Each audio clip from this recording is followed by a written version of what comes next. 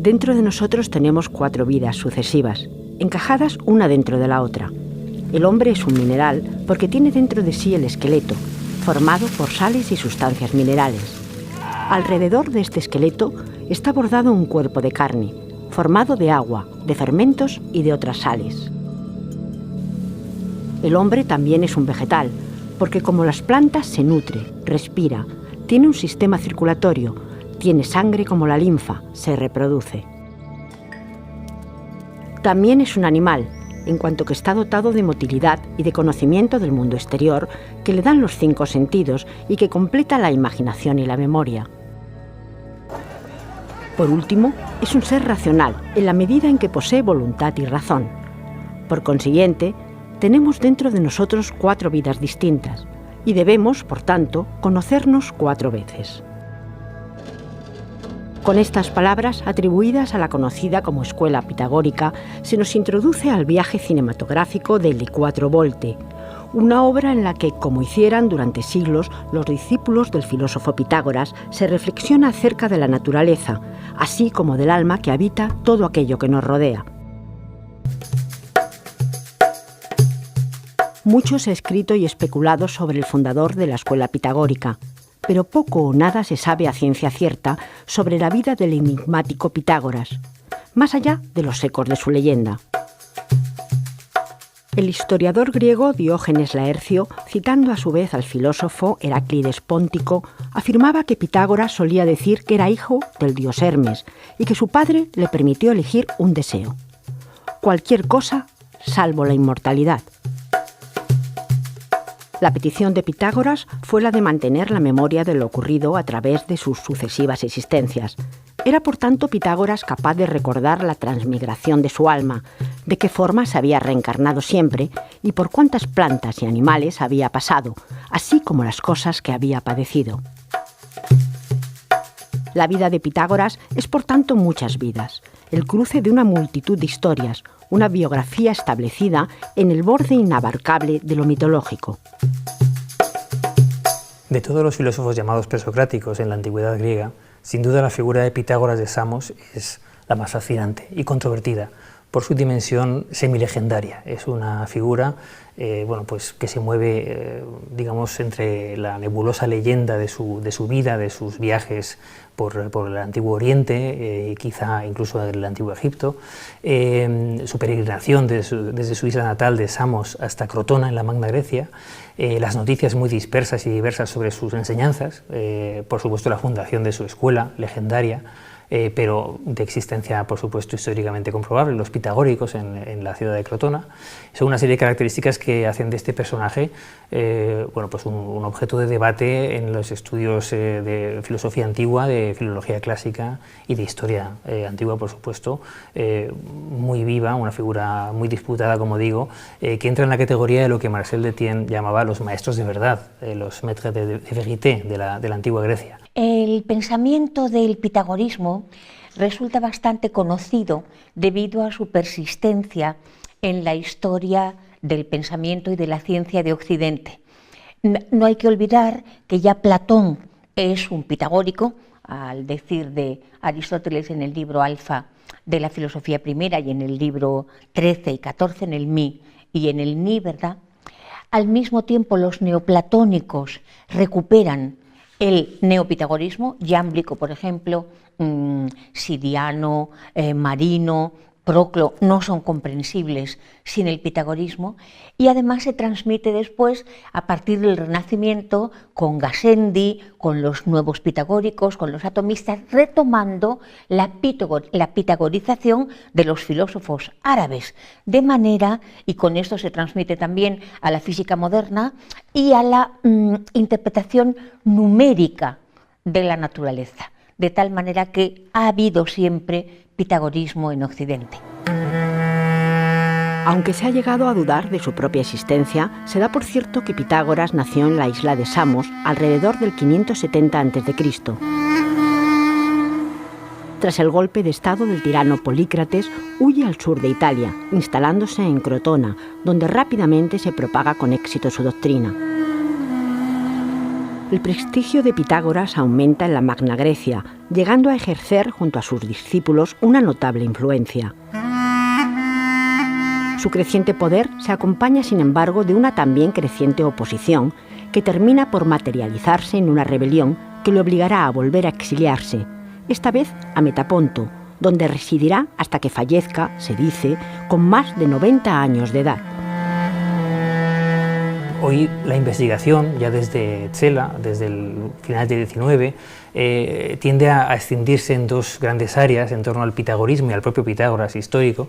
Una que tiende a ver en él al fundador de la matemática, de los números, en fin, de una disciplina científica que es la primera, ¿no?, que es una especie de lógica precursora, y por otro lado otra escuela que tiende a subrayar frente a esta primera faceta, una faceta, digamos, más de líder carismático de un grupo sapiencial, filosófico, sí, pero también de honda impronta religiosa, de la religión apolínea, un tanto purificada o extendida, subrayando los aspectos, digamos, más chamánicos de este Pitágoras, ¿no?, de esta figura legendaria. Las fuentes que nos hablan tanto del pitagorismo como del propio Pitágoras suelen ser tardías y tienden a magnificar la imagen del maestro hasta el punto de divinizarlo.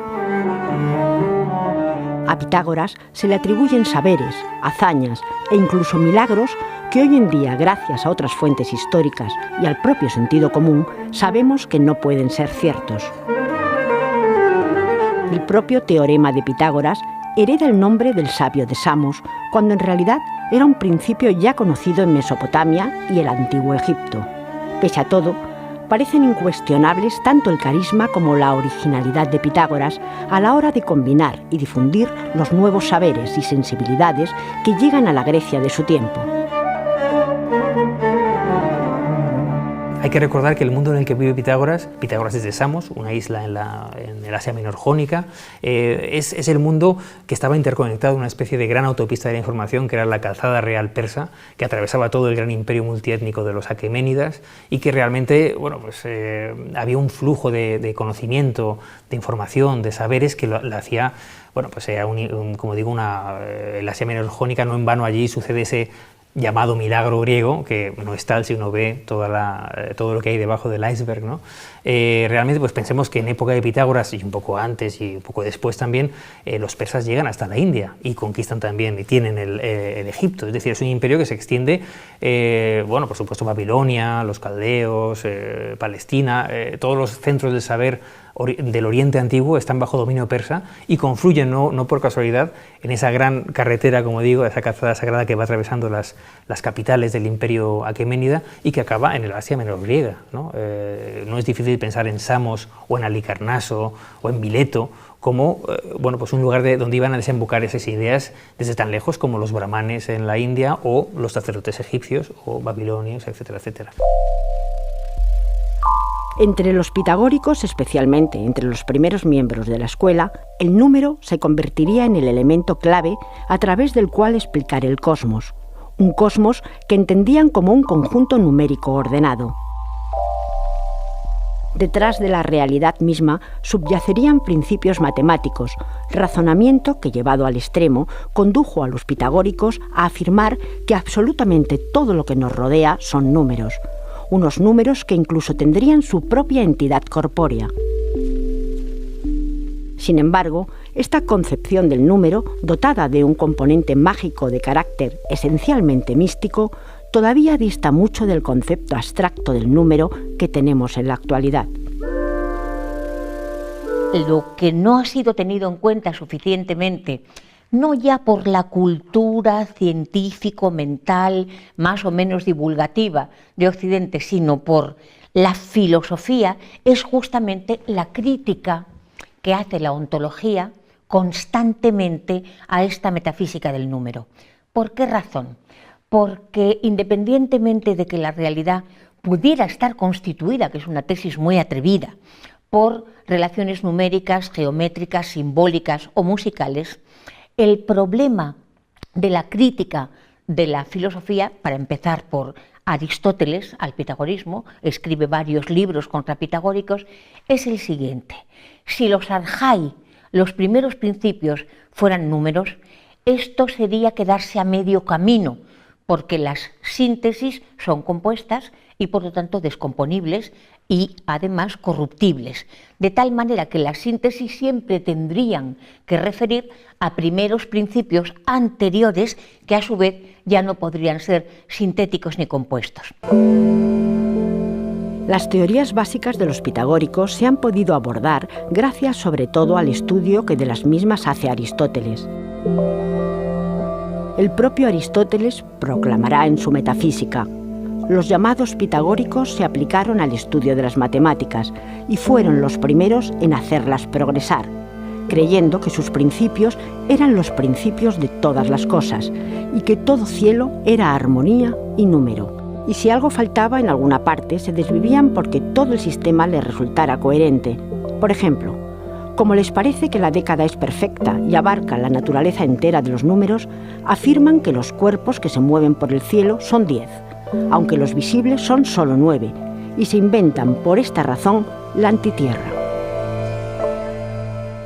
La localización de Aristóteles en estos contrapitagóricos, en los que incluye a Platón, es una crítica radical que va a las raíces, ¿verdad?, y muestra que hay una dimensión perteneciente a la imaginación extensa y a la memoria cuantitativa que se queda a medio camino, que es esquemática y que por lo tanto no aborda otra imaginación más radical, esta sí, limítrofe, ¿verdad?, que es la imaginación creativa.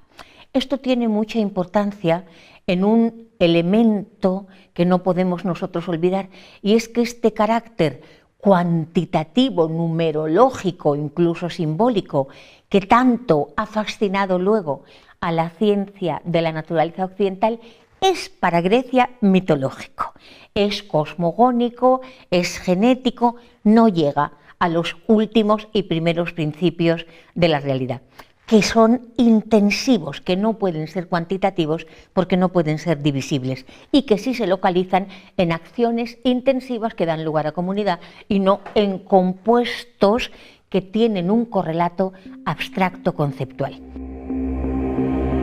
En esta ordenación numérica del cosmos jugaba un papel trascendental la noción de armonía.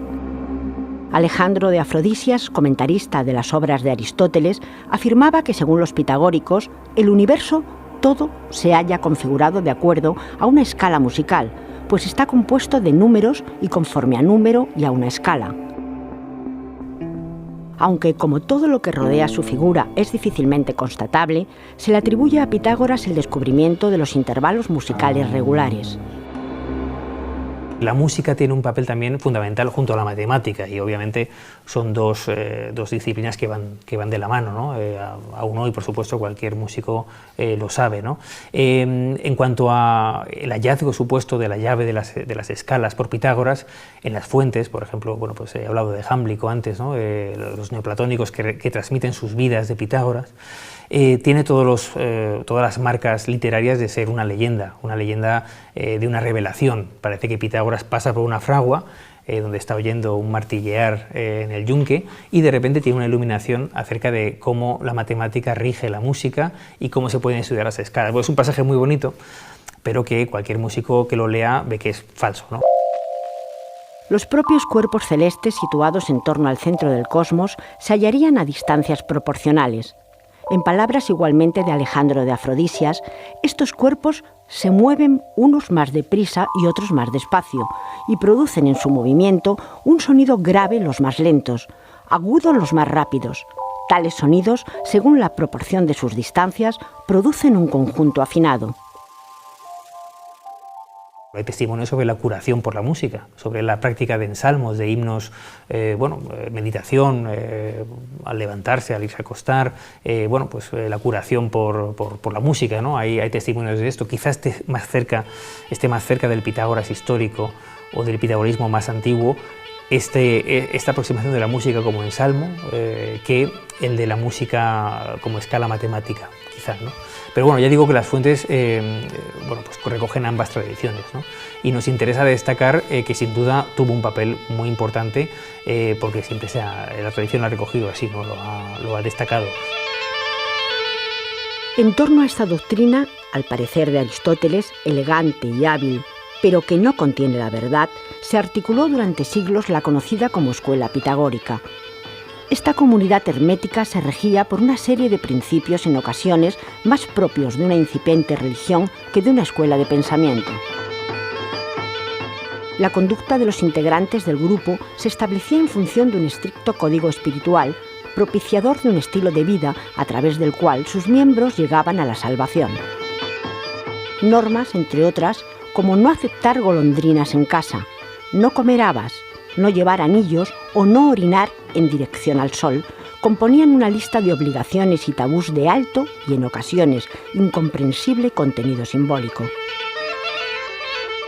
Heredera de muchos de los ritos órficos contemporáneos, así como del zoroastrismo, la escuela pitagórica extendió su influencia hasta el punto de adquirir una importancia determinante en el panorama político de su tiempo.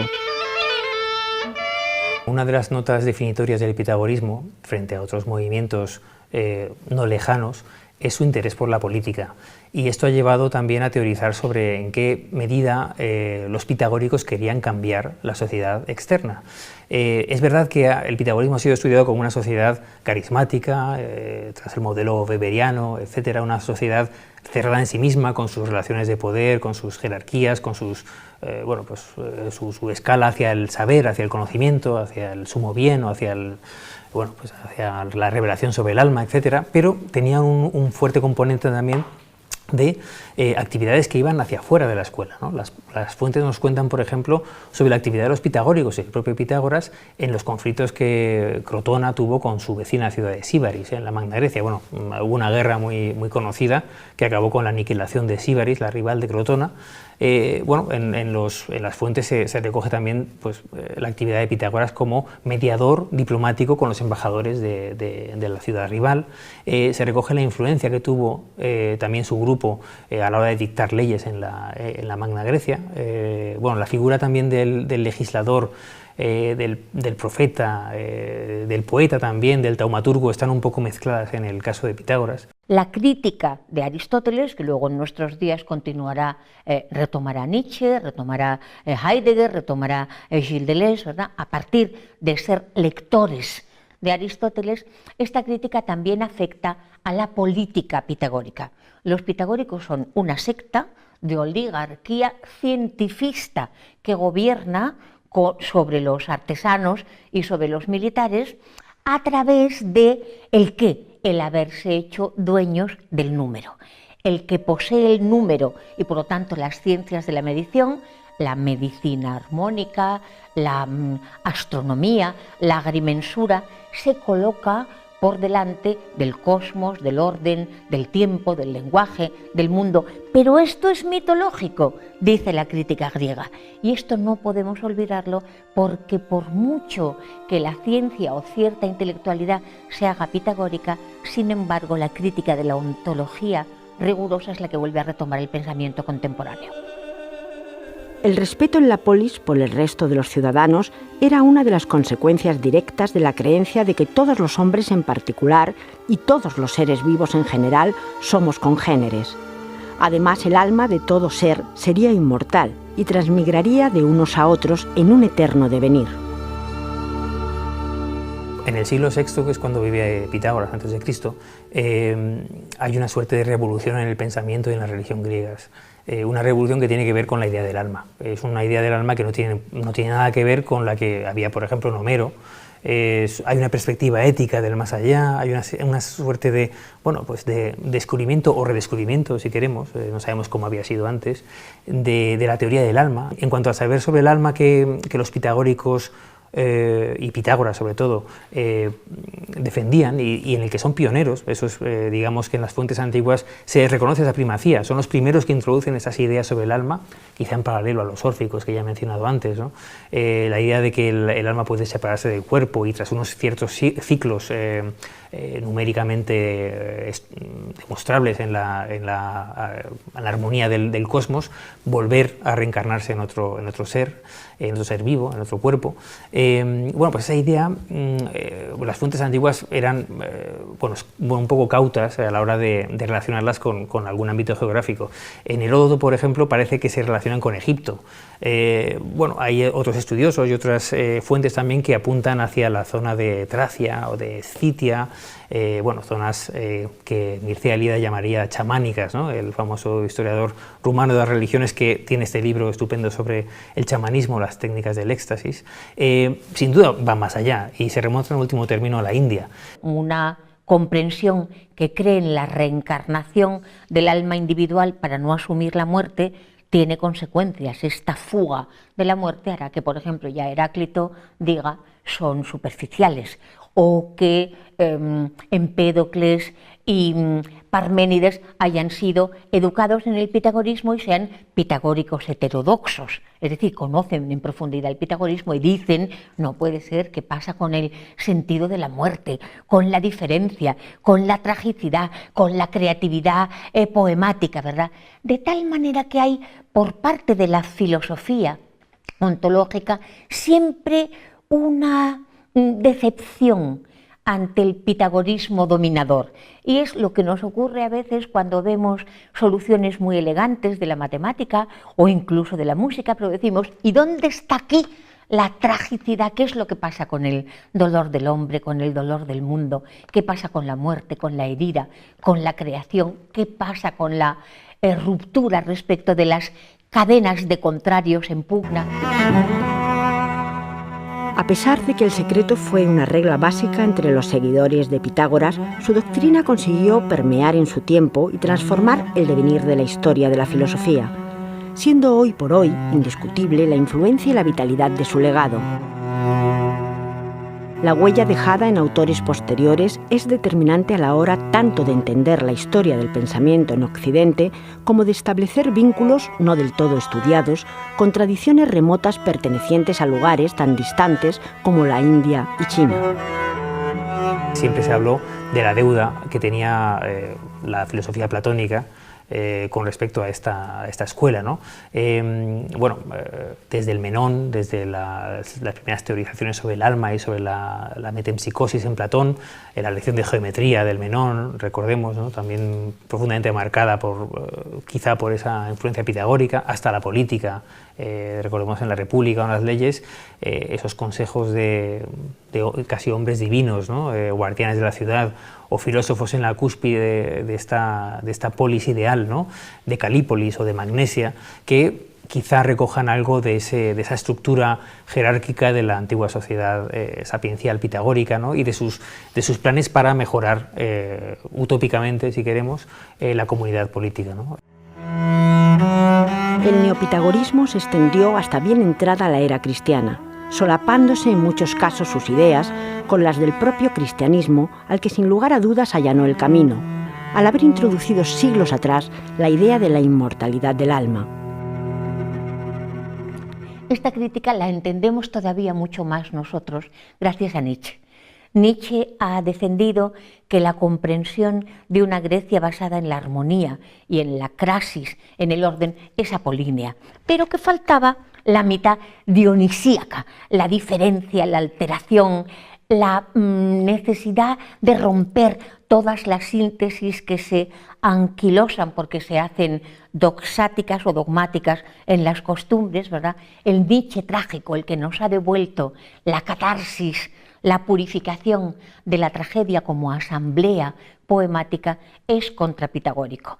Heidegger ha ido más lejos siguiendo a Nietzsche y también siendo lector de la retórica y la poética de Aristóteles como Nietzsche, al denunciar que la metafísica del olvido del ser y del aumento del hombre, ¿verdad? Para decirlo todavía con los primeros existencialistas nihilistas rusos, muerte del ser, muerte de Dios, ascenso del hombre, nos ha mostrado que ese decurso es un decurso del olvido del ser en nombre de la metafísica del más allá, por la no asunción de la muerte, de la ciencia y de la técnica, es decir, una racionalidad del poder y del dominio.